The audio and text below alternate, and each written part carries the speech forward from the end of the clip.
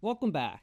As you know, my name is Brian Burkhoff, and this is the New Jersey Workers' Compensation Conversation. Today, we'll be talking about Section 40 liens and third-party cases. What is a Section 40 lien? I think it's easiest to understand this concept by jumping right into a hypothetical. So, let's assume the petitioner works as a delivery driver. During his job while he's on his route, he gets hit by another driver, which causes significant injury and requires him to be out of work and undergo medical treatment. The petitioner files a workers' compensation claim against his employer, but also files a civil lawsuit against the driver that hit him. In this scenario, we would be entitled to reimbursement for money that we have paid for medical, TTD, and permanency out of the award from the third-party case.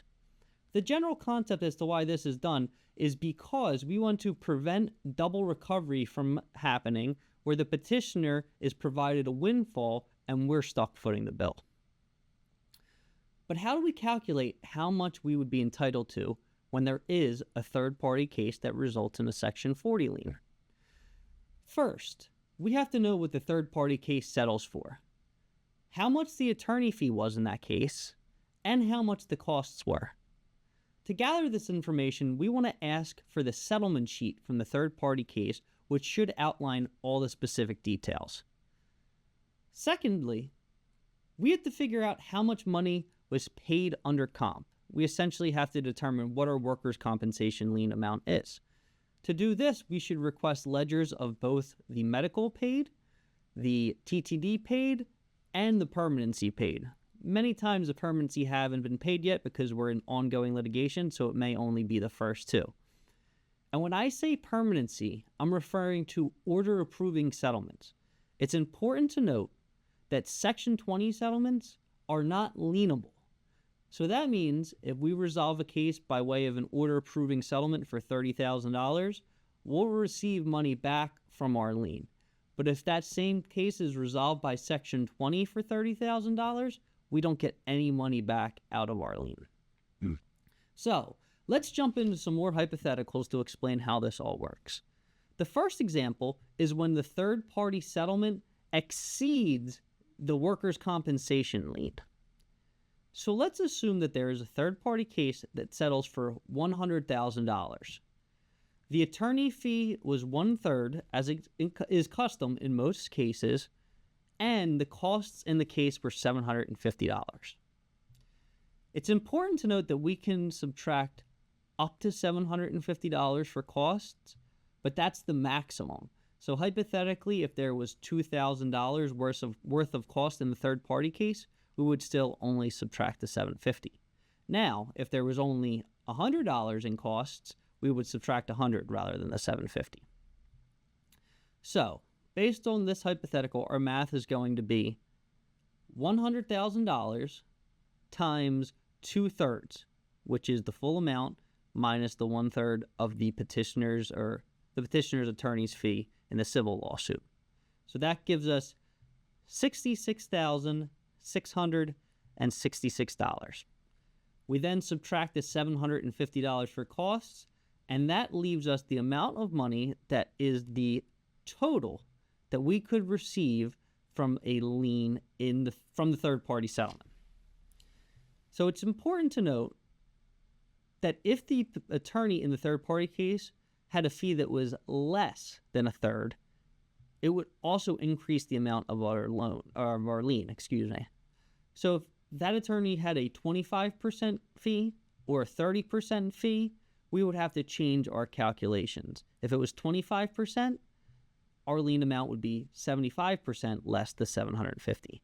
Or if it was 30%, it would be we get 70% of the award less that $750. But as I mentioned earlier, in most scenarios, the contingent fee in civil cases is going to be 33 1/3%. So that's what our example is being based off of. So this is, again, the first part of our calculation to figure out how much money we get back. And we now know that the most we could ever get in return from our lien in this specific scenario is $65,916. So that's a number we have to remember. Moving on to part 2 of the analysis, we have to add up everything that was paid from workers' compensation benefits.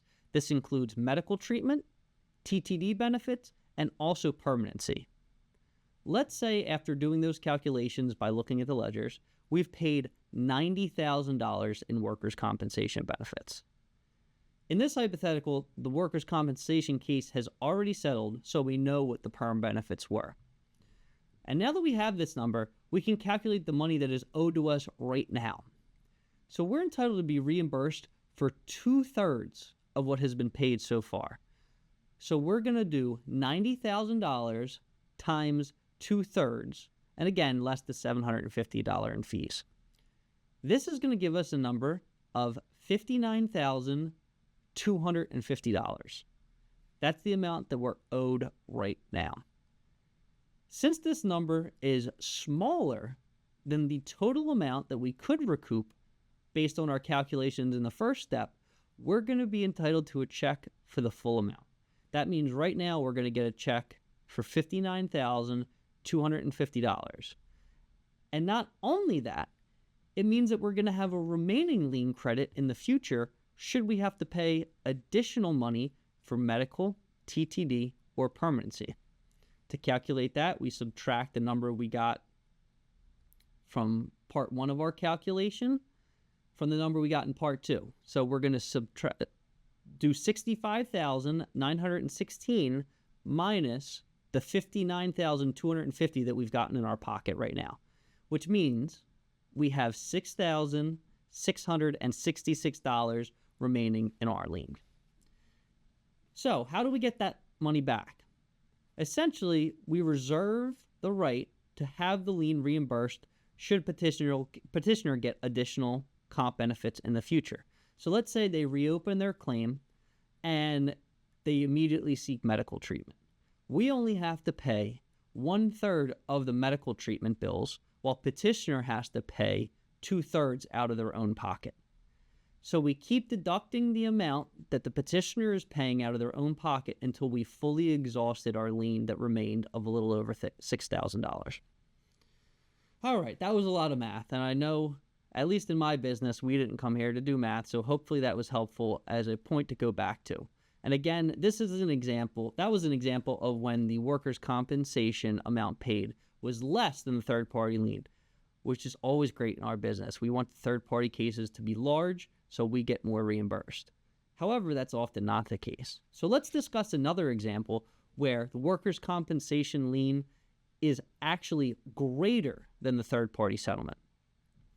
So, forgetting about the math we did before, let's give them a new set of facts. Let's say that this third-party case now settles for $30,000.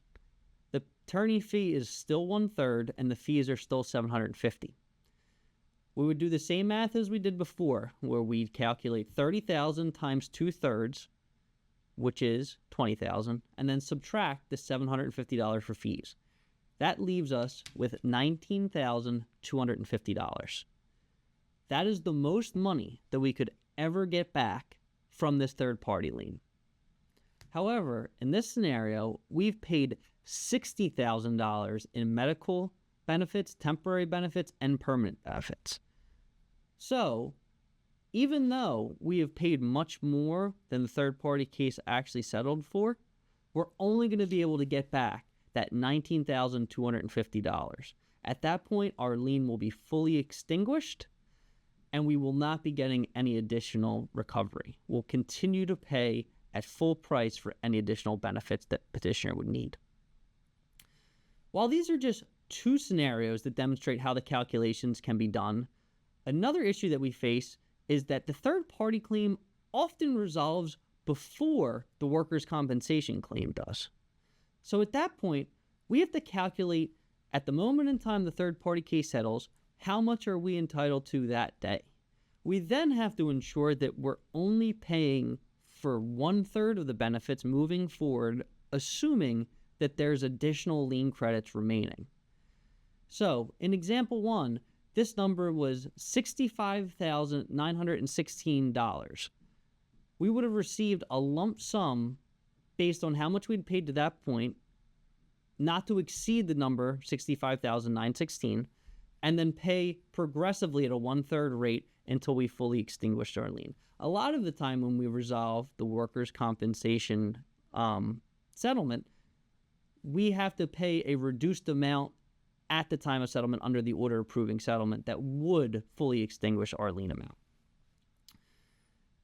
So now I'd like to end our discussion by talking about a very important issue when we're having a third-party case. And this is compromising of our lien. Any insurance adjuster who has worked on workers' compensation claims knows that the petitioner's attorney is going to reach out to you, your subrogation department, and say, listen, in order to resolve this third-party case, we need you to reduce your lien. You're currently able to get 2/3 of our award, but can you reduce it so you're only getting 1/3?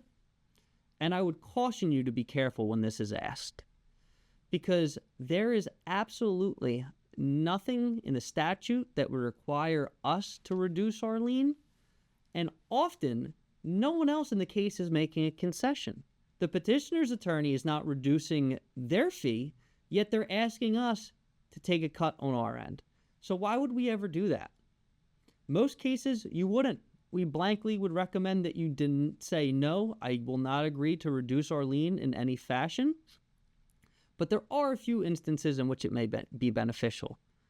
Let's say that the third-party case has extremely weak facts. There may be an issue with, coverage or any type of situation where we think that if it were to go to trial, there would be no award whatsoever.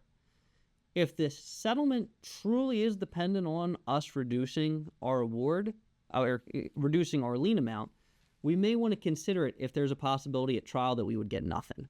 But this is often few and far in between. So if you're an insurance adjuster working with your subrogation department or in your subrogation department, take a good long look before you agree to reduce your lien, because going from 2/3 to 1/3 can often be a very significant amount of money. We're talking tens of thousands of dollars that would have been reimbursed in your pocket that in often cases we're giving up for no reason at all. As I mentioned, it's not statutorily required.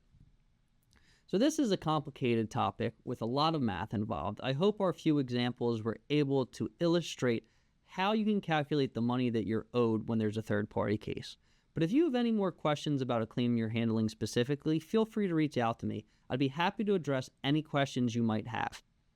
And with that, I hope you have enjoyed our compensation conversation, and I look forward to talking again soon.